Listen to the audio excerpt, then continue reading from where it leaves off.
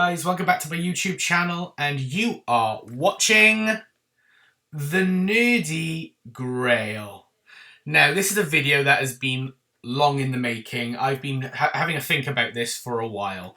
But firstly, before we start, I hope you all had a very, very Merry Christmas. That's why I'm still wearing my Christmas hat, because we haven't quite reached New Year's yet, so I'm still in the festive spirit. So I hope you all had a lovely break like I did. I had a nice couple of days to spend with my family, but I thought, gotta come back strong. And like I said, this is a video I've been thinking about for a while.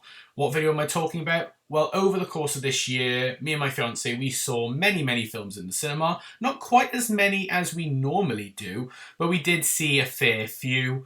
We love going to the cinema and love watching movies, and this year's been no different. There's been some pretty good movies this year, to be perfectly honest. There has been a fair few stinkers as well, but I thought I would compile all the movies that I've seen so far. Not all of them are movies that I've seen in the cinema. There are a few on this list that I did watch through physical media or through a streaming service, but most of these have been through cinema experiences.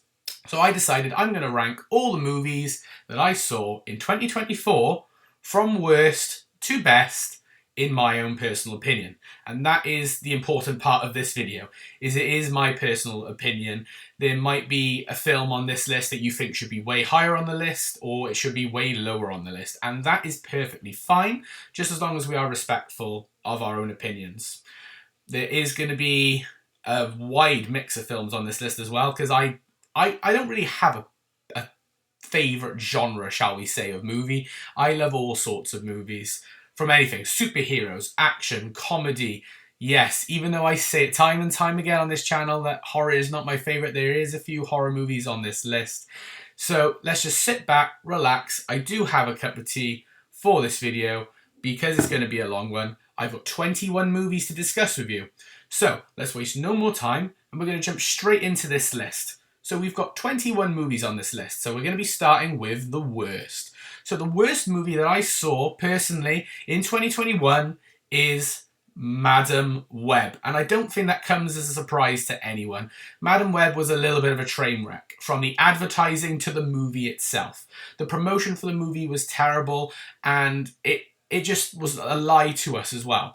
In the trailer, you'd see so much action, so much from the different Spider-Women that were supposedly supposed to be in the movie in full costume, but that never ended up happening.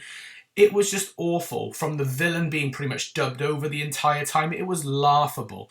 So that's why Madame Web has to come last on this list. It's a movie that I don't think I'll be able to rewatch unless I was to do some form of challenge or game around that movie, because it was a terrible movie, and I don't think there's going to be too many of you that are upset that it's going to be last on the list. But unfortunately, Madame Web, number 21 on the list. Sony, come on. Get your act together. It's not been your year, has it?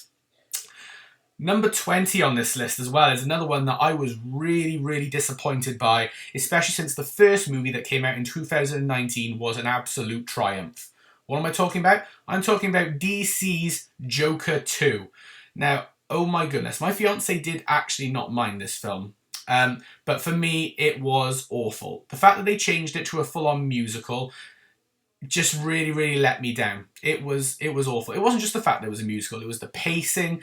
There wasn't much change in scenery. You know, it was literally, you go from Arkham Asylum to a courtroom, back to the Arkham Asylum, back to the courtroom. The only scenes of Joker were through dream sequences most of the time, so that was disappointing. It's called Joker, but you don't actually get to see Joker that much. Harley Quinn, or Lee Quinzel as she's known in the film, even though Lady Gaga did a decent job and Joaquin Phoenix did a decent job, nothing against the acting, but just the material that was given was pretty poor. And yeah, I just wasn't satisfied. I just wasn't satisfied at all. It's tough. I don't think I'll be coming back to rewatch Joker 2 anytime soon, a bit like with Madame Web, unfortunately. So that's why Joker is almost the worst film I saw this year and is number 20 on this list. Then moving swiftly on now down to number 19 on the list, we have another film from Sony. Sony, it's really not been your year, and that is Kraven the Hunter. Now, yeah, I know a lot of people think that Kraven the Hunter is probably worse than Madame Web, but in my personal opinion, I did actually find a tiny bit more enjoyment out of Kraven than I did with Madame Web. Some of the action pieces were pretty good. I thought that Aaron Taylor-Johnson did a fantastic job. In fairness to him, as Kraven, you know, he was believable, and I liked some of the visual effects on like Chameleon. The Rhino was very hard to look at. I know they were trying to go down a more comic accurate look, but it really wasn't, if I'm being perfect. It was not, and it didn't look good either way. I don't care. The Rhino wasn't very good. And like I said, he had that laughable bird squawk for like 20 seconds. There was just lots of random stuff that happened in Kraven. And again, pacing was off in Kraven. There was a flashback scene which took about 30 minutes, I think, of the whole movie. And when you've only got a movie that's about 2 hours, you don't want to spend most of it just in a flashback. But yeah, and to think that that supposedly ends the Sony universe at the moment, as far as we're aware, is very disappointing. So that's why Kraven the Hunter is so low on this list at number 19. Number 18, another Sony film, and the third Sony film of this year as well. So all three of the Sony films that have come out for the Spider-Man universe, whatever they're calling it. Venom: The Last Dance. Now, despite it being the best of Sony's films this year, it still was a massive disappointment. We were promised loads from this film. You had Null as the villain, who does nothing. He is just a setup villain for potentially coming into the actual MCU, where he might actually do something then. So your core villain and antagonist is not even there. They implemented a plot thread that Venom cannot come out because it will attract all the monsters that are coming after what's inside of Eddie, and that is ridiculous as well. Again, another thing where you have your title character that you cannot see in the movie. That is silly, especially when it's the last movie of that franchise. So that was a mistake.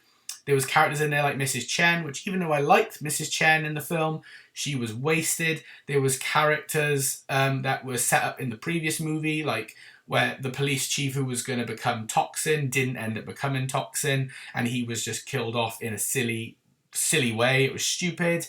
I don't know. It was weird. There was stuff to enjoy, like Reese Fans' family that Eddie gets to travel with. They're cool, bit quirky. You know, and there was a little bit still of that Eddie and Venom comedy duo, but it felt very watered down. So, unfortunately, yeah, Venom: The Last Dance, unfortunately, was still not great. That's why it's down at number 18 on the list. Number 17 is a film that I watched very, very recently, so I felt like I needed to add it onto this list, and that is Hellboy: The Crooked Man. Oh my goodness. Now, I'm not a massive Hellboy fan. My fiance loves the Hellboy movies, but I've not been a huge Hellboy fan, but I have seen them all. Hellboy, the Golden, I think it's the Golden Army or the Golden Circle. You know, the one that we had a couple of years ago, back in 2019, I think it was, Hellboy, and now we got this one. They've been fun, but they've not blown me away, and unfortunately this one's no different. I'd probably say this one's probably the worst one I've seen, if I'm being honest, because Hellboy didn't need to be in this movie at all, and even my fiance said the same thing. You know, this was a pretty decent thriller-style movie, really, really good, really creepy atmosphere, all takes place in this, like, abandoned cult village type thing in the middle of the forest. Is creepy to look at, but you'd forget that this is a Hellboy movie. If Hellboy wasn't there, you could replace him with anyone else and it wouldn't change the plot overall, really. And that's the major problem with a film like this. If your title character doesn't need to be there or could be swapped out with just a regular person, then you failed. And unfortunately, Hellboy: The Crooked Man nailed the atmosphere. Execution, not done very well, if I'm honest. That's why it's this low on the list. Coming in at number 16 might surprise a few people because it is a ridiculous universe that has started up, but that's kind of why I kind of like it. It's kind of got a weird, quirky charm to it. Maybe not quirky charm, but it's just something about it that fascinates me. Now, what am I talking about? Number 16 is Winnie the Pooh, Blood and Honey 2. Yeah, so this one pretty much makes the first one irrelevant, because it basically says that that is a movie that took place in universe, and Christopher Robin is now, you know, he's like going to therapy because of that, and it's really, really weird. But they introduce lots of new characters, like you get Tigger in this movie, you also get Owl in this movie, and they are obviously setting up a big universe that's coming out. Like, we got a Peter Pan movie coming out, we're going to have like an ensemble, a bit like the Avengers, that's going to happen with them. It's going to be really weird. But yeah, it was bizarre. It was a very bizarre one. They did a weird twist that Winnie the Pooh is actually Christopher Robin's brother, who was taken for some experiments, which is how he became Pooh in the first place. Yeah, they did some really weird things. It's a weird movie. It's a very weird movie, but to a degree, that's kind of why I wanted to check it out. So it's not deadpan last on this list because it's got some weird stuff in it that I don't mind. But yeah, this universe is bizarre to say the least.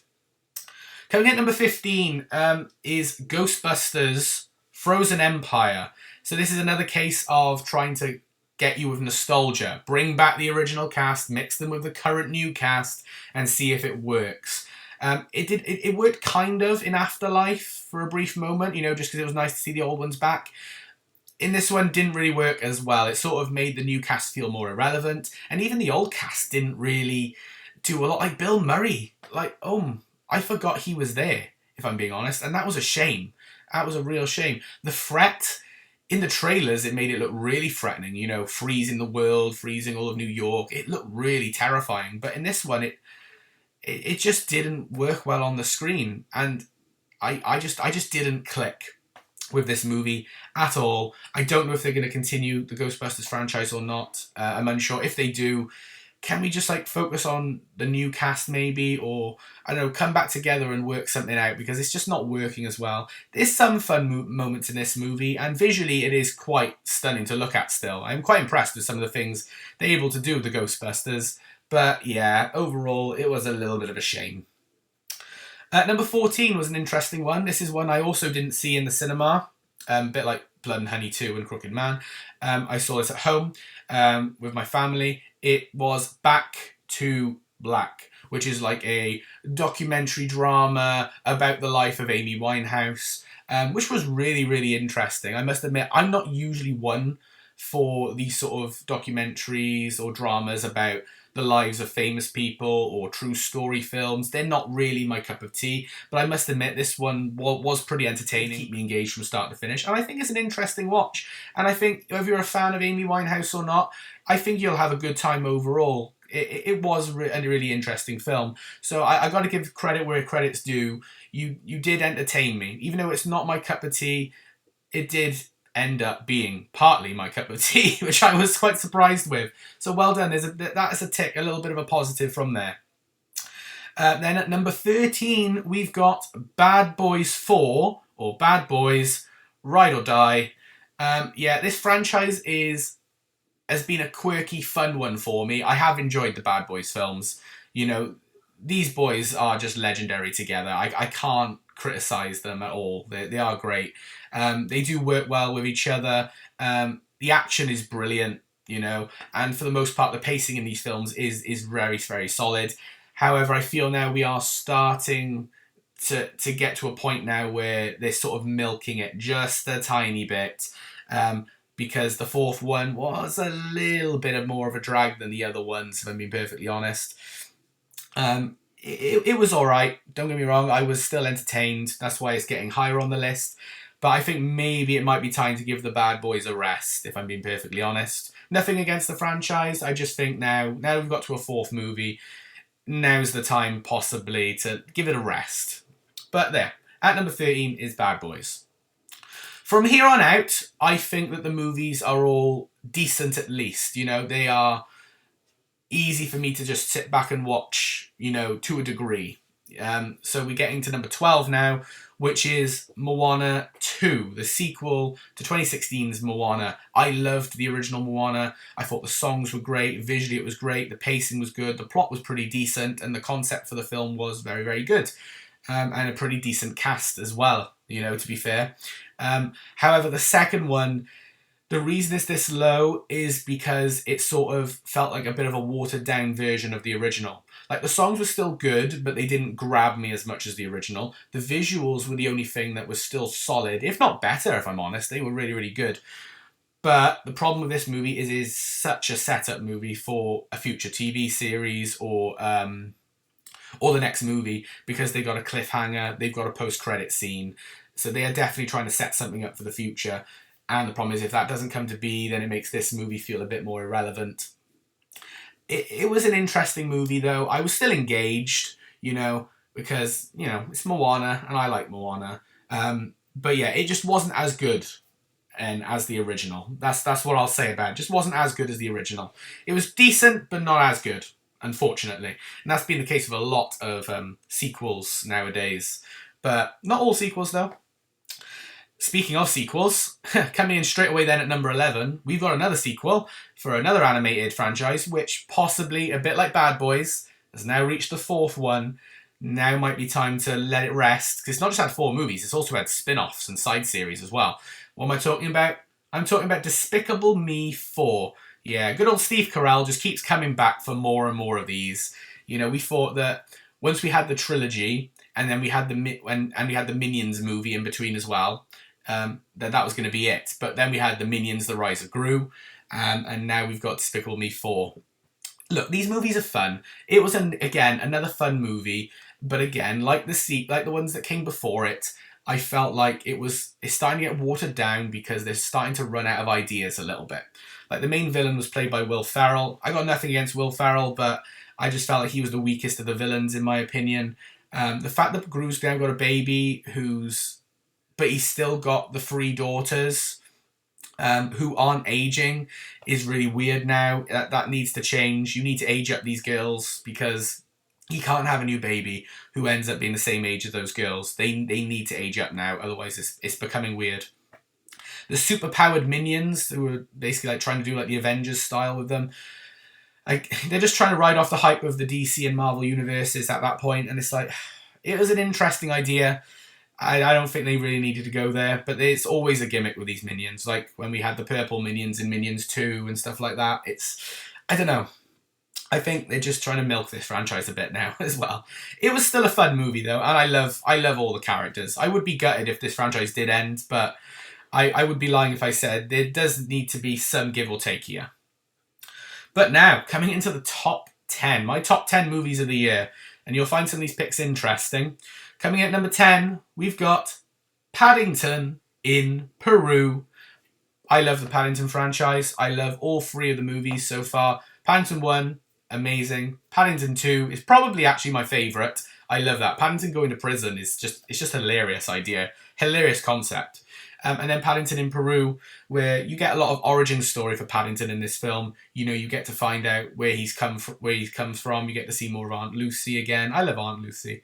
And yeah, they all go on holiday to Peru as well at the same time. So you get to see new locations rather than just spending your time around London, you know. So that's quite interesting as well. So it gives it a very different feel. Antonio Banderas is in this movie as well, and he does a very, very, very good job as both protagonist and antagonist of the film. So yeah, it was a fun movie again. Would I say it's the best in the franchise? No. Like I said, I prefer the second one. Is it the weakest of the franchise? I don't know. I'd have to rewatch the first one again. But it'd definitely be at least the middle ground. Give it a try though. Paddington is always fun. Doesn't matter what time of year it is. Stick on a Paddington film. You're going to have a good time. Coming in at number 9. This is going to surprise some people. This is another movie. Didn't see in the cinema. But I did watch it at home when it came out on Blu-ray. And that is Terrifier 3. Now, I did a discussion video on the Terrifier franchise, so you've got a brief idea of my thoughts of this film anyway, but this franchise is so unique in a very disturbing way because of the gore that is in this movie. There's nothing like it. There's not a single movie on this planet that is like Terrifier. And no one can tell me otherwise, because this film is so disturbing. There's so many disturbing kills. Would I say this is the best of the Terrifier films? Probably not. I'd probably say, it's really weird to say, probably the second one is probably the best one for me. Is this one just as gory as the others? Yes, if not more so. Because this is the only one that has caused me to come close to actually vomiting. I nearly vomited watching this movie. It was really disgusting. But that's sort of what I think drives people to come back to these films, is how weird it is as a movie franchise. It's the uniqueness of it is what draws people in, and that's why it's still going strong. That's why I'm pretty certain they've greenlit, or at least they're considering a 4th movie in this franchise. So there you go. Terrifier is still going strong. It's really wild. But yeah, I did find it quite entertaining. The fact it was a Christmas-based one as well was interesting, so hence why I'm wearing the Christmas hat. Although, nah, that's just because it's festive. It's not because of Art the Clown. Coming in at number 8 is another sequel, a long-awaited sequel, like 38 years in the making. Beetlejuice. I said it in my review of Beetlejuice, and my unboxing of the Blu-ray and the Steelbook. If they don't do the third movie and call it Beetlejuice, it is a crime. It is a crime. But Michael Keaton has had like a resurgence, returning to lots of old roles, like he did Batman in the Flash movie a couple of years ago, and now he's done Beetlejuice. So, and he still does a pretty good job. He's actually did a good job as Beetlejuice, if I'm being honest. His energy wasn't as high, but that's to be expected. But overall, he still did a fairly good job. So I must admit, hats off to you, Michael Keaton. You did a very good job. I loved all the new characters. I loved seeing all the returning characters as well. Visually, it was just as quirky and weird as it always has been, But the thing is it as good as the original? Again, I need to watch the original again. But I can't say that I didn't have fun with this movie. I really did have fun. I've already rewatched it once or twice. Not the original, even though I have the original, I should. But I have rewatched this one. My only criticism with this film, I would say, is that they've got this subplot about Beetlejuice's ex-wife coming back. And she doesn't actually play much of a role into this film, like, at all. There was no need. They bigged her up big time, and she didn't.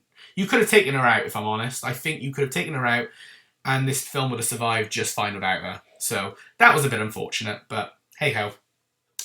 Coming in then at number 7. Now, earlier this year, me and my fiancée, we did go and watch this on stage, and I thoroughly enjoyed it. She's been telling me for years to go see this, and so I finally gave in as a Valentine's present. We watched it, and I really enjoyed it. And I knew that there was a movie coming out this year about it. Part 1 of a 2-part movie of this coming out. You probably already guessed what it is. I'm obviously talking about Wicked. And what can I say other than this film was wicked? It was a really decent movie. I really did enjoy it. Visually, it was beautiful. For a nearly 3-hour movie, the pacing didn't feel off. For me, anyway. I know some people it might have, but it seemed to fly by quite quick for a very long movie. So hats off to you for managing to keep me engaged for that long. Like I said, the cast all did fantastic jobs. There wasn't a single character that I hated or wanted to get off the screen, They all kept me engaged. I loved it. It's brilliant. It's interesting, though, that we are getting the split into the 2 parts. Because it was weird. The promotion for this film didn't give us any indication properly that it was going to be a 2-parter. They did hint at it at the beginning, at the start, not at the start of the movie, at the start of promotion, but then they took that away and just limited it to just Wicked. But then when you watch the movie, in the opening, it does say Wicked Part 1. But yeah, this is a 2-part movie, so don't go into it thinking that you're going to see the whole thing. You're going to have to wait till next year for Part 2. But it was a very, very good movie. I like The Wizard of Oz as a whole anyway. The Wizard of Oz, Return to Oz, Oz the Great and Powerful. I've loved lots of different interpretations of this. I think they're all great. I love them all, So to see another one, you're gonna draw me in. So hats off. Well done, Wicked, making it number 7 on my list. Number 6. Oh, we're getting towards the top 5 now. So what just missed out on the top 5? Well, it is it's a franchise that I love, hold dear to my heart. Disney, they have their ups, they have their downs, but hats off to them. And Pixar in particular, they did a fantastic job here. Sequels, they don't seem to get right very often, but they nailed it here. What am I talking about? Well, if you know what came out this year for Pixar sequels, I'm obviously talking about Inside Out 2. Fantastic sequel. Fantastic.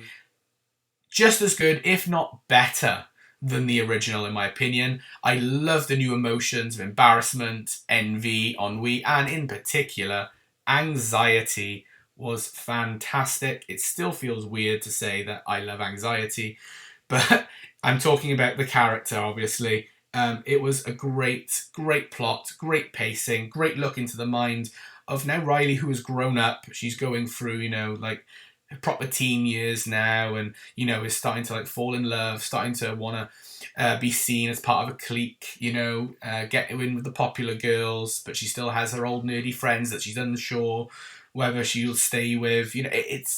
these proper childhood dilemmas, and it's interesting to see how they play on these. So it's really, really good. Fantastic movie. You need to see Inside Out, and you need to see Inside Out 2, 100%. So well done, but you did just miss out on my top 5 of the year.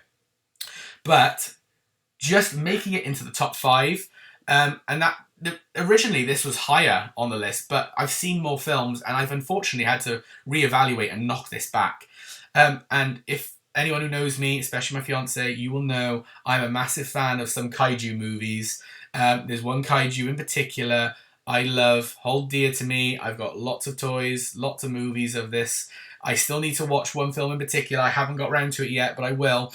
I'm talking about Godzilla x Kong, The New Empire. Yeah, I love this film. I know there were some people back when this came out that were saying, these MonsterVerse movies are not very good and this, that and the other. But come on, it's fun. It's a fun movie. And it's really, really entertaining. I loved seeing Godzilla in this movie. He did a fantastic job at keeping me entertained. Even Kong. I'm not a King Kong fan, but Kong even entertained me in this movie. And if King Kong can entertain me, you've made a good movie in my eyes. There was so much action, and the human characters in this one didn't feel annoying. In some of the previous MonsterVerse movies, I will admit the human characters are annoying, but in this one they didn't feel annoying, and they actually felt integral to the plot this time. So that was a big hats off to that. So Kong and Godzilla, or Godzilla x Kong New Empire, well done. You made it into the top 5. Visual masterpiece as well. Some of those shots, ooh, absolute gorgeous. And Godzilla, the evolved Godzilla, with his pink spikes and, oh, brilliant, absolutely amazing. I know a lot of people when that came out thought that was some weird thing. I don't know. It was silly. I was reading all about it and it was ridiculous. Like, come on, people, get over that. It's nothing to do with that. You know, have a look at some old Godzillas. You'll see what I'm talking about. But yeah, just made it into the top 5. Godzilla x Kong. Fantastic. Number 4. Now, this was a shock to me. I didn't watch this film in the cinema. Me and my fiance, we watched this yesterday. What a movie this was. I knew I was going to like this movie. I wanted to originally watch it in the cinema, but we just didn't get round to it in the end. So I knew when it came out physically, I had to get it. I love the concept of it. And I'm actually going to be doing a individual review of this movie as well. So stay tuned for that, because that will come next. I will be doing a review on this movie, so I'm not going to describe it too much in this one. What film am I talking about? I'm talking about Abigail. Yeah, Abigail at number 4. Wow, what a movie this was. Comedy horror about a little girl who gets kidnapped by these guys. They hold her in this mansion, try to get like $50 million out of the dad for her, because they want to turn their lives around. But turns out she's actually a vampire. They've kidnapped a vampire. She breaks out and starts tormenting them. That's just a fun concept for a movie, and something that I don't think's been done before. So it was really, really good. And all the characters in this movie were hilarious to watch. All the kidnappers, you know, each of them had their own individual personalities, and that was brilliant. Abigail herself, the actress, is going to go on to do big things. She played Matilda a couple of years ago in the Matilda the musical. She's an up-and-coming person. She's going to do fantastic. She did brilliant as Abigail. She kept me engaged as well. Very fun, very quirky, very cheeky as well. But yeah, well, hats off to her, and hats off to this movie. Fantastic. Very gory. Not quite Terrifier levels of gore, but there is some gore in this movie. So yeah, and it was just fun. And it's about a 2-hour movie. Flew by. Absolutely flew by. Loved it. So Abigail comes in at number 4. Top 3 now. Who's made it to the bronze medal? Well, onto the first podium spot. We have got another thriller, stroke horror, chilling movie. A movie that I knew I was going to like. Wasn't sure my fiance was going to like, but we did go to the cinema to watch it together. She really enjoyed it as well. I thoroughly enjoyed it. That's why it's so high on this list. James McAvoy did fantastic in this movie. I'm talking about Speak No Evil. I loved this movie. Speak No Evil was brilliant. Tense from start to finish. Even after watching the trailers, knowing what's coming, they still kept you on your seat, knowing when's he gonna spry, when's he gonna come to life, when's he gonna actually, you know, pull the wool over their eyes. What's he gonna do? You know, you felt very like, oh, it's coming. Because he would tease you with little bits and pieces. That was the thing, and it was intense. I loved it. I loved it. It was brilliant. There wasn't much visually to look at, but It was very claustrophobic in feel. And yeah, you just felt for this family who were being tormented by James McAvoy and his family. But what a film. Fantastic. I loved it. It deserves its spot, for me anyway, in the top 3 of 2024, in my personal opinion. Who's getting the silver medal? Well, silver medal. I've been tossing and turning between these last 2 movies for a while because they are both fantastic movies, both big movies. And yeah, it's been tough to decide who's going to get gold and who's going to get silver. But after some deliberation, I did come to a decision. And in second place for my second favourite movie of 2024 comes from a video game franchise that I hold dear to my heart. I've loved it since I was young. I'm talking about Sonic the Hedgehog 3. Yes, the third Sonic the Hedgehog movie. We are getting Sonic 4. We've also had a spin-off called Knuckles. It was a fantastic movie. If you were a fan of the Sonic franchise, the Sonic video games, you will really enjoy this. There's Easter eggs and references galore. They pretty much do the plot of Sonic Adventure 2. It is brilliant. Keanu Reeves, fantastic as Shadow. Jim Carrey did great doing a dual role as Eggman and Gerald Robotnik. The original characters, anyway, of Sonic, Tails and Knuckles with Idris Elba, Colleen O'Shaughnessy and Ben Schwartz are fantastic. Brilliant tease at the end for upcoming characters. If you haven't seen it, quickly click off now. But they also introduced characters of Metal Sonic and Amy Rose, who are going to be coming into the next movie or show or series or whatever. But they're coming, people, and it's going to be amazing. I love this movie. If you want to hear more of my thoughts on Sonic 3, I did do a review a little while ago on it, so go check that out. Fantastic movie. That's why Sonic 3 gets second spot on this list. And, I mean, ever since I watched it, ever since I knew this film was coming out, it had to be this movie. What am I talking about? Well, the winner for me of 2024 and getting the gold medal has to go to good old Deadpool and Wolverine. Wow, Marvel, you did an excellent job here. You kept Deadpool true to form. I was concerned, when he was coming into the MCU. I was happy, but I was also thought, what are they going to do? What are they going to change? But no, they kept him true. They kept him breaking the fourth wall. They kept him being, swearing and all sorts. They kept the gore level quite high, and Hugh Jackman came back as Wolverine and he did brilliant. I love Hugh Jackman as an actor. He was fantastic. And to see him playing Logan again was great.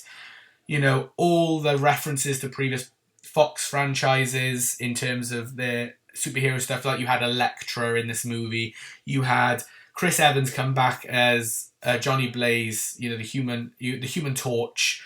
You had, sorry, not Johnny Blaze, that's Ghost Rider. Johnny Storm. But you had him come back as the Human Torch. Why wasn't Ghost Rider in this movie? Come on, Nicolas Cage, where were you? But yeah, you had loads of returning characters. They did the Cavalrine with Henry Cavill playing a version of Wolverine. That was brilliant. Dogpool. I love Dogpool so much. Absolutely fantastic. There's so much to like in this movie. It was so funny from start to finish. I loved it. I never got bored. It's the movie I've watched the most of this list that's come out this year. It was just a treat. It was an absolute treat. Loved it from start to finish. So that's why Deadpool and Wolverine wins my movie list of 2024. And that is it. That is my ranking of all the movies that I saw in 2024. And wow, what a year it was. It was a fantastic year for movies. Yes, there were some duds, but you get that every year. I am interested to see what happens in 2025, to see what types of movies we're going to get. Will it be better than this year? Will it be worse than this year? Who knows? But if you did like this video, please like it by giving it a thumbs up. Comment down below. What are your favourite movies of 2024? And how much do you agree with my list? I can imagine there's a fair few people on here who would be like, oh, I don't really agree that should be that high, or I think that should be lower, this, that, and the other. It's going to happen. But can we make sure that all comments are respectful, please? Because this is my opinion. Everyone's opinion is different. But yeah, I hope you did enjoy this video. And subscribe if you're new, because I got plenty more content coming now in the new year. Like I said, my next video is probably going to be my review on Abigail, because I have to give a full review of that, because that movie, wow, what a movie that was. But I've got lots of other things to do next year on the channel, more reviews, more unboxings, more vlogs, and there'll be some brand new content that I've yet to do on this channel that will also be coming up, so stay tuned for that. But for now, this is the Nerdy Grail signing off. Hope you've had an amazing day. I hope you've had an amazing 2024, and I will see you all next time. Bye for now, guys.